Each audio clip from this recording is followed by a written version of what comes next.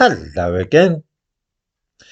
Net immigration to Britain is currently running at 600,000 or 700,000 a year.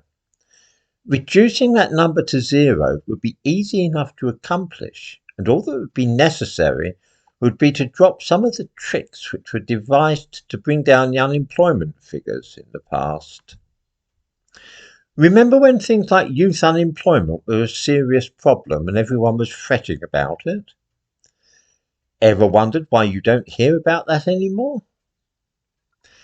These days, what we do hear about is that we in this country have an ageing population and there are simply not enough young and vigorous people to look after all the old folk and do all those jobs in care homes, picking fruit and so on. This is a lie, and one which is easy enough to expose. So where can we find our care workers and fruit pickers if we don't import them? 50 years ago, the school leaving age in this country was 15, and fewer than 10% of youngsters went to university. That meant that more than 90% of young people between the ages of 16 and 21 were working, or at the least available for work. When we had high levels of unemployment, this was quite embarrassing. So many young people were out of work. So the idea was dreamed up that if the school leaving age was raised to 18, then it would at once slash 1.5 million young people from the unemployment statistics. That, by the way, is how many 16 and 17-year-olds there are in the country. It was a marvellous thing. At a stroke, we lost 1.5 million people from the unemployment figures.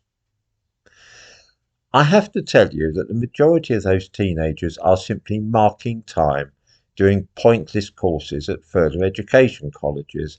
I know this because until a few years ago I was working at a further education college, and I can tell you the whole business is complete nonsense. It's a sham. Most of those youngsters would prefer it if they could be earning money. This is all tied in, of course, with the expansion of higher education and the mad idea that half of all 18-year-olds should go to university. Again, just as with the further education colleges, a lot of the degree courses are useless. This too is part of hiding youth unemployment. 50 years ago, just 8% of young people attended university. Now it's 38%. It's a racket. What would happen, do you suppose, if we simply reduced the school leaving age to 16 again and planned for just 10% of young people attending university? Well, there are 1.5 million 16 and 17-year-olds in Britain. Let's say that 10% of them will stay on to take A-levels and so on with a view to going to university.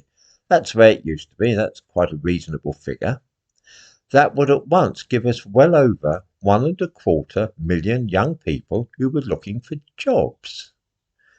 Is fruit picking a job which they could do? Of course it is. During the Second World War, we used school children to gather in the harvest and work on farms. We could do the same again, although it might require some tweaking of various laws. I can see no reason at all why any 16 or 17-year-old couldn't pick fruit or work on farms. Work's fairly routine. What about working as assistants in care homes? Why not? That work is fairly easy, it's straightforward. I see no reason why a 17-year-old couldn't do this as well as a 20-year-old or a 30-year-old. Without any effort at all, we have found 1.25 million extra workers to cope with the fact that we have an ageing population in Britain. That would mean that instead of net immigration running at between 600,000 and 700,000 per annum, it would be slashed dramatically to a tiny, tiny fraction of that. Of course, there are highly specialised jobs which we might need immigrants to do, jobs which require a high level of education. But picking fruit and caring for people in old folks' homes are not in this category. But what about all those highly educated people we need to do these specialised jobs? Where could we find them ourselves? Why, yes. By reducing the number of students in this country to about 10% of young people at university rather than almost 40%, we would also reduce the higher education sector to about a quarter or a third of what it is now, which would of course mean many of the newer universities going bust. That would mean that we would not be importing 250,000 foreign students into this country each year, and that's also going to help us with reducing immigration, of course. It would leave us with around 150,000 highly educated staff who had been working in higher education at institutions which no longer existed. Perhaps they could start filling some of those specialised roles for which we currently bring in immigrants, the ones that need highly educated people to fill them.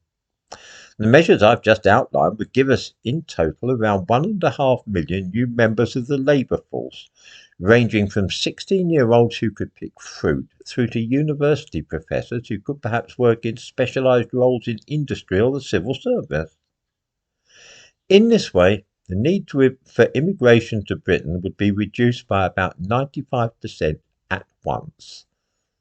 The reason that nobody will talk about this is that it would mean admitting that things like raising the school leaving age had been fiddles to reduce unemployment rather than anything actually to do with education as such. As usual, in the description to this video I give a few links to what I've been talking about.